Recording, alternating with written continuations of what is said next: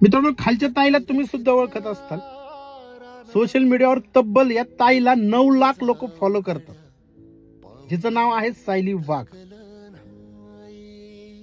हिने फक्त महाराष्ट्राला नव्हे तर संपूर्ण जगाला एक उदाहरण सांगून दिले की अंग प्रदर्शन न करता सुद्धा तुम्ही फेमस होऊ शकता. तिने काय केलं?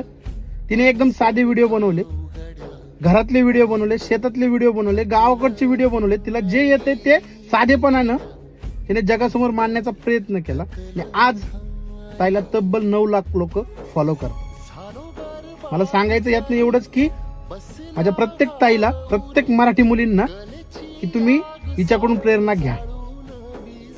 सोशल मीडियावर अंग प्रदर्शन न करता, बोल्ड व्हिडिओ न काढता सुद्धा तुम्ही फेमस होऊ शकता.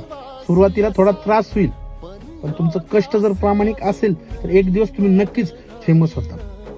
4-2 लाईक साठी, 4-2 व्ह्यूज साठी नका अंग प्रदर्शन करू.